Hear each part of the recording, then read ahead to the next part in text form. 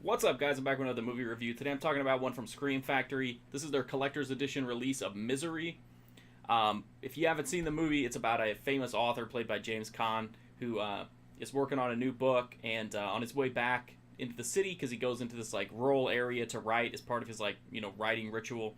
As he's headed out, he ends up getting into a bad accident, and he's actually bailed out by one of his biggest fans, a woman named Annie, played by Kathy Bates. She takes him in and tells him, hey, the roads are closed, the phones are down, so, you just got to kind of hang out here. Both of his legs are fractured, so he's in a bad shape, and she's kind of nursing him back to health.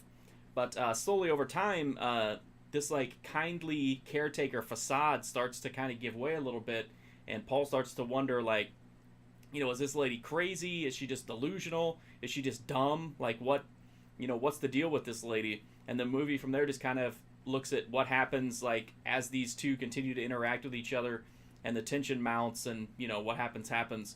This is a pretty famous movie, obviously. Kathy Bates won an Oscar for her work here. Her performance is amazing.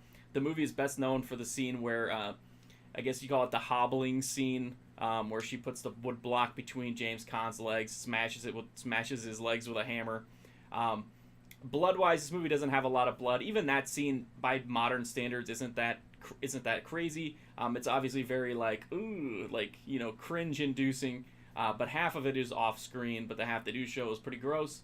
But other than that, there's just kind of a wild brawl toward the end that has a little bit of blood, and there's a gunshot, and that's about it. There's no nudity. Annie definitely thinks that things are romantic, but obviously that's part of her delusional thinking. It's got a ton of great dialogue in it. Annie Wilkes is a great character. She's obviously a very unstable, unhinged woman, but she's also has this weird, twisted, naive outlook on everything, which adds some really funny moments to the movie. So she's got a lot of colorful dialogue. The way James Caan kind of tries to walk on eggshells around her craziness also has some funny moments as well. Aside from just Annie being a really crazy character, this movie doesn't really do much. Doesn't veer off the normal suspense thriller road that much, which is fine because the performances and the story are strong, so it doesn't need to do anything too crazy. The Blu-ray is from Scream Factory. So this has got new interviews, and then it's got a bunch of the archival supplements like the audio commentary tracks, 7 featurettes, trailers. But the main reason to get this disc is this is a new 4K restoration. I was so happy to see that it's got a new transfer.